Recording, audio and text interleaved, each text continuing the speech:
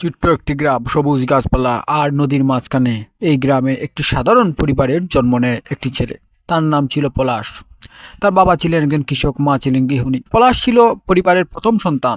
ছোটবেলা থেকেই সে অন্য ছেলে মেয়েদের থেকে আলাদা ছিল। পলাশ ধীরে চলতে ভালোবাসতো। সে দ্রুত কিছু করতে পারতো না, আর করতে চেষ্টাও করতো না। অন্যরা স্কুলে পড়ার সময় মুখস্থ করত, তখন পলাশ চেষ্টা করত প্রতিটি বিষয় বুঝে নিতে। কিন্তু এটা ছিল তার সবচাইতে বড় সমস্যা, কারণ সবাই তাকে অলস এবং অযোগ্য ভাবত। শিশুকাল থেকেই তার চারপাশে মানুষ তাকে এই বার্তা দিত যে সে জীবনে কখনো কিছু করতে পারবে না।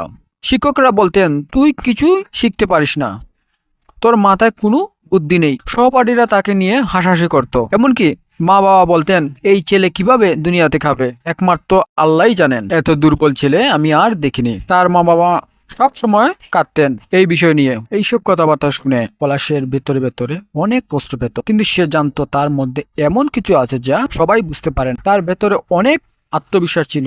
আমি পারবো, পারতে আমাকে হবেই, তবে আমার মতো কর। আমি জানি আমার পথটা আলাদা। স্কুল জীবনে পলাশ সব সময় সবার পিছনেই থাকতো। পরীক্ষার সময় সে ভালো ফল করতে পারতো না, কারণ তার পড়ার গতি ছিল ধীর। তার বন্ধুরা যখন খেলাধুলা করত, পলাশ তখন তার বইয়ের দিকে মনোযোগী ছিল। সে সব সময় বইকেই সময় দিত, কিন্তু ধীর গতির কারণে কোনো বিষয় পুরোপুরি আয়ত্ত করতে পারে না। অনেক সময় লেগে যায়। একবারে ক্লাসে বিজ্ঞান মেলায় আয়োজন করা হলো। শিক্ষক সবাইকে বললেন, তোমরা এমন কিছু তৈরি করো যা বাস্তব জীবনে কাজে আসে। সবাই তাদের নিজের প্রজেক্ট নিয়ে কাজ শুরু করলো। কেউ তৈরি করলো রোবট, আর কেউ বানালো প্লাস্টিকের রিসাইক্লিং মেশিন। পলাশ অনেক ভেবেচিন্তে একটি পানির চাকা তৈরি করলো যা বিদ্যুৎ উৎপন্ন করা যায়। তার বন্ধুরা তাকে নিয়ে হাসাহাসি করলো, বলল, এটা কি রে, কোন কাজে আসবে এটা? পলাশ খুব ধৈর্য নিয়ে কাজ শেষ করলো।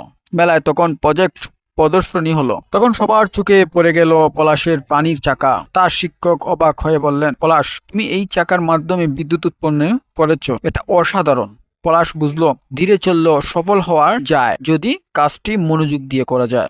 স্কুল শেষ হওয়ার পর পলাশ গ্রামে ফিরে এলো। তার পরিবার চেয়েছিল সে যেন একটা চাকরি পায়, কিন্তু যেখানেই চাকরির জন্য আবেদন করত, সবাই তাকে তার ধীরগতির জন্য প্রত্যাখ্যান করত। কেউ কেউ বলতো, তুমি তো একেবারেই অলস, দ্রুত কাজ করতে পারো না। তার মা বাবা বলতেন, আমার ছেলেটা একেবারেই দুর্বল। একদিন এক কারখানার কাজের সুযোগ পেল।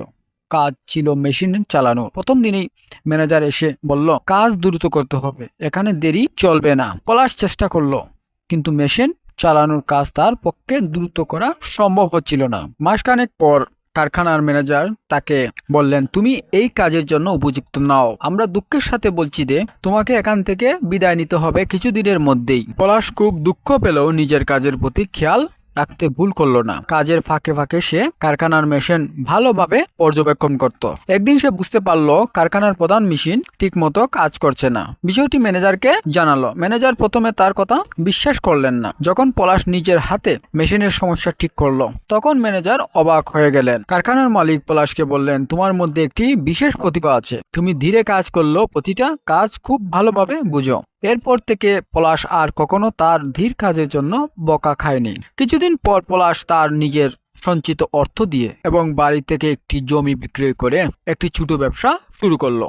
তার ব্যবসার মূল মন্ত্র ছিল গুণগত মান এবং ধৈর্য। পলাশ জানতো, দ্রুত কাজ করা অর্ধেক ফল পাওয়ার চেয়ে ধীরে কাজ করা পূর্ণ ফল পাওয়া উত্তম। তার কাজের মান এবং ধৈর্যের কারণে গ্রাহকরা তার প্রতি আস্থা রাখতে শুরু করলো। ধীরে ধীরে তার ব্যবসা বড় হতে লাগলো। যে গ্রামে একসময় সবাই তাকে নিয়ে হাসাহাসি করত, সেই গ্রামে মানুষই আজ তাকে সম্মান করতে শুরু করলো। পলাশ শুধু নিজের জীবনের পরিবর্তন ঘটালো না, তার সঙ্গে গ্রাম আরো কতজনের চাকরি পেল, তাদেরও ভবিষ্যৎ পরিবর্তন করলো। সে গ্রামের যুবকদের শেখালো, জীবনের ধীরগতি কোনো বাধা নয়। যদি তোমার কাজের প্রতি ভালোবাসা থাকে এবং তুমি ধৈর্য ধরে লেগে থাকো, তাহলে সাফল্য একদিন তোমার কাছে আসবেই। পলাশের জীবনের গল্প থেকে আমরা একটি গুরুত্বপূর্ণ শিক্ষা পাই। ধীরগতি কোনো ব্যর্থতার চিহ্ন নয়, এটি একটি আলাদা গুণ যা মানুষের ধৈর্য, মনোযোগ এবং আত্মবিশ্বাসকে বাড়ায়। যারা একসময় বলতো তুই কিছুই করতে পারবি না, তারাই এখন পলাশের প্রশংসা করে। পলাশ তাদের জন্য একটি দৃষ্টান্ত হয়ে উঠেছে, যারা নিজেদের ধীরগতির জন্য হীনমন্যতায় ভুগছে। জীবন, ধৈর্য এবং বিশ্বাসের শক্তি যে কত বড়, পলাশের গল্পে তা জ্বলন্ত